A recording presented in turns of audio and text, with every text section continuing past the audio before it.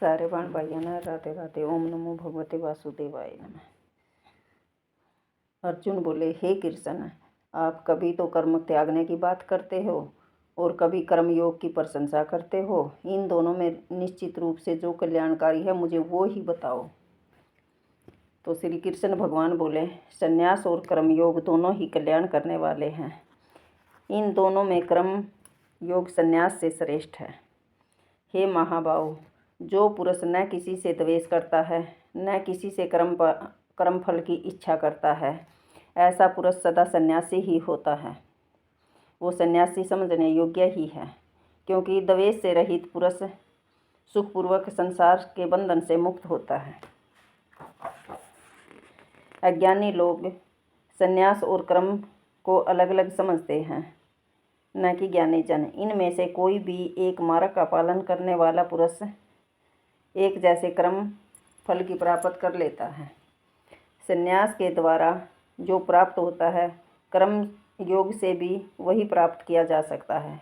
जो मनुष्य संन्यास और कर्मयोग को एक देखता है वह ठीक देखता है, ठीक समझता है। हे महाभाव, कर्म योग के बिना संन्यास मार्ग पाना कठिन है।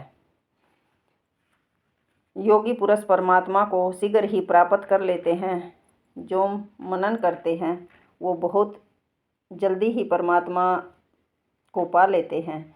जिस कर्म योगी का अंतःकरण पवित्र है, इंद्रियां अपने वश में हैं, सभी प्राणियों में स्वयं को देखता है, ऐसा कर्म योगी कर्म करते हुए भी कर्म बंधन में नहीं बंधता।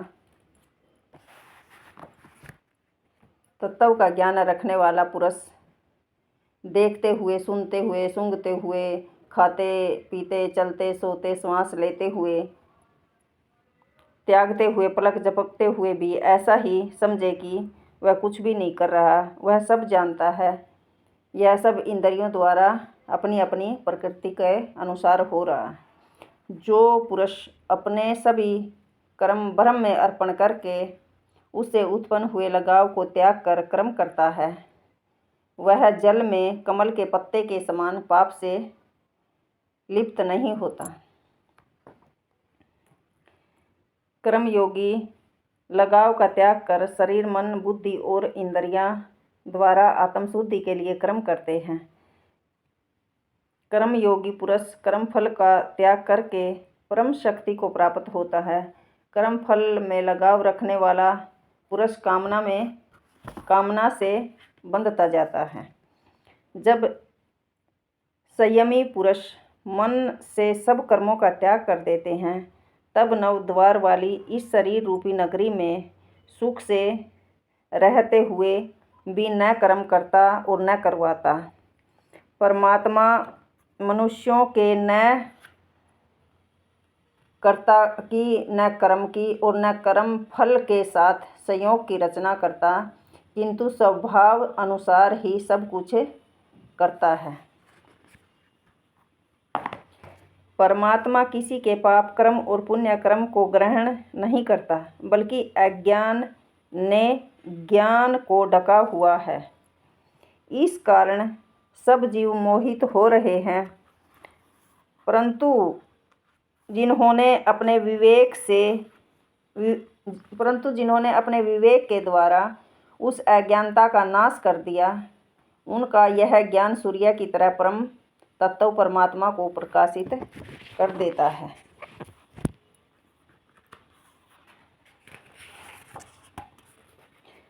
किंतु जिनकी बुद्धि परमात्मा में डूबी हुई है, जिनका मन भ्रम में विलीन है और स्वयं अथवा परमात्मा तत्व में स्थित है, वह साधक ज्ञान के द्वारा पाप रहित होकर परम गति को प्राप्त करता है, अर्थात उसका पुनर्जन्म नहीं होता।